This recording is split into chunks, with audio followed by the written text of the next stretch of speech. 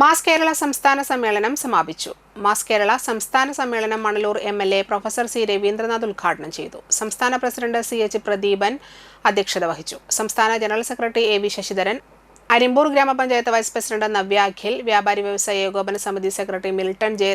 തലക്കോട്ടൂർ, സംഘാടക സമിതി vice chairman Thomas, സമിതി വൈസ് ചെയർമാൻ സാദിഖ് അലി, സംഘാടക സമിതി ജോയിന്റ് കൺവീനർ ഗിരീഷ്, സംസ്ഥാന കമ്മിറ്റി ജോയിന്റ് സെക്രട്ടറിമാരായ Ashokan Vayyatt, Chandradasan, vice president Hamsa, Abdul Sattar, treasurer KC Roy, Chitrangathan എന്നിവർ സംസാരിച്ചു. പുതിയ സംസ്ഥാന കമ്മിറ്റി ഭാരവാഹികളായി president AV Sasidharan, general secretary K. Dileep Kumar, treasurer KC Roy എന്നിവരെ തെരഞ്ഞെടുത്തു.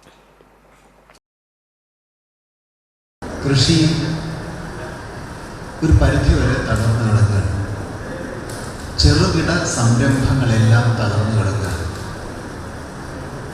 തൊഴിലവസരങ്ങൾ അതുകൊണ്ട് തന്നെ ഇല്ലാതാവുകയാണ്.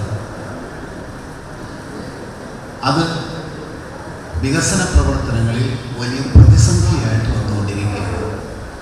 ലോകം അത് മനസ്സിലാക്കുന്നു. ഇപ്പോഴുള്ള പൊതുവായ വികസന പ്രവർത്തനങ്ങളിൽ വെറുതെ ഒന്ന് പരിശോധിച്ചാൽ നമുക്ക് കാണാം അത് ക്യാപിറ്റൽ ഇൻറ്റൻസീവ് വികസനമാണ് എന്നത്. അതായത് വൻതോതിലുള്ള മൂലധനം മുടക്കിയുള്ള വികസനമാണ്. അതിനെയാണ് ക്യാപിറ്റൽ ഇൻറ്റൻസീവ് വികസനം എന്ന് പറയുന്നത്. ലോകത്ത് കുറച്ച് വർഷങ്ങളായി 1975-കൾക്ക് ശേഷം ആഗോളവൽക്കരണമൊക്കെ വന്നതിന് ശേഷം വ്യവസായ രംഗത്തും എല്ലാ ഉൽപ്പാദന രംഗത്തും വലിയ മാറ്റങ്ങളുണ്ടായി.